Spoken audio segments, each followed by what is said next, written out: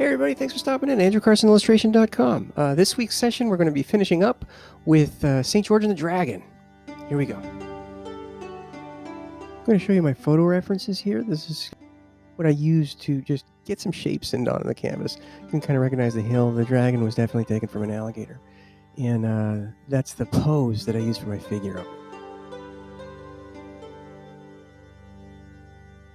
And this is where we were last week.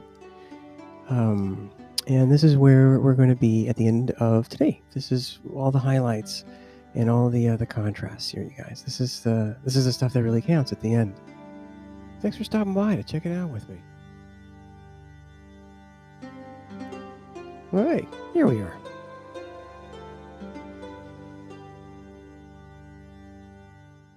By the way, it's a great idea to use photo references, you guys, that have consistent light sources, because then you can use them to refer to as you're creating your landscapes or whatever your paintings are. You'll have some real world information about how light is going to fall around those objects. Just saying. So here I'm reinforcing all of my values here. I'm continually asking the question, where's the light falling from and where are the shadows that are taking up the slack? It's always good to continually ask yourself this as you're doing this process. Just ask yourself, where's the light? Where are the pockets of shadow? Fortune presents gifts not according to the good. So here I'm reinforcing the leaf gray tones with white now. I tried them out in grays first just to make sure they were where I wanted them, because if I didn't like them, I could get rid of them a lot easier in grays. So now they're white, and I'll add some greens after.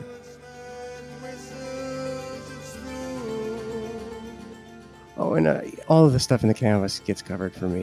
This is just a personal aesthetic thing. Some people don't care about the edges. I do. It just makes it look and feel finished for me. I make sure that the whole thing is covered. Personal call, folks.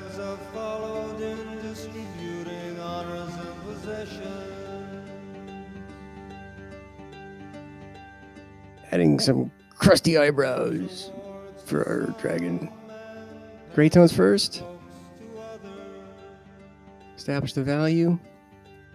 Adding green after. And then layer more green as it goes and whites too.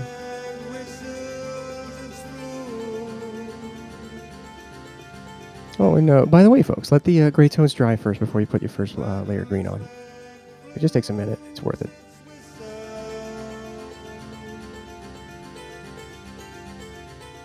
So now you're popping in more whites on top, because the light's coming in from the left and high. So I want to give that impression off of these brows I'm giving him.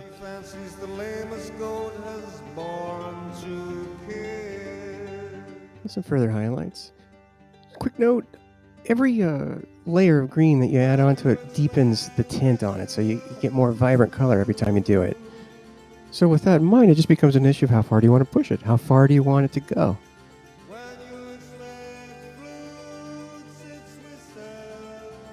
Reinforcing his mouth now, ridges along his mouth. I want to give him some kind of scaly lips. It's always good to have scaly lips if you're a dragon. It's good how they work, I guess. Been on a dragon kick lately.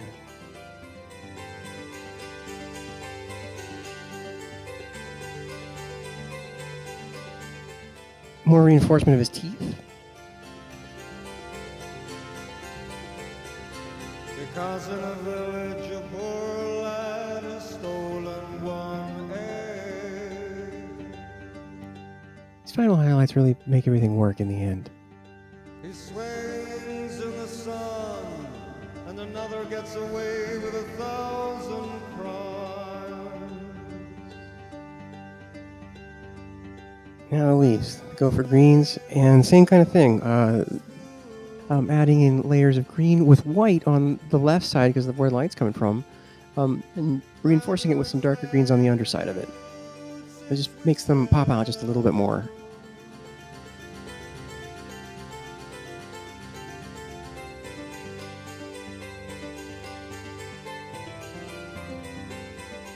It's weird, you get into this zone, this kind of place where you're just going and going and going, and you're not even present in it.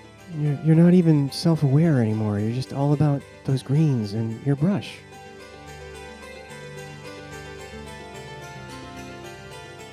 And then all of a sudden, you go and then suddenly you just realize that you're done. You go, oh, I'm finished now. It's finished.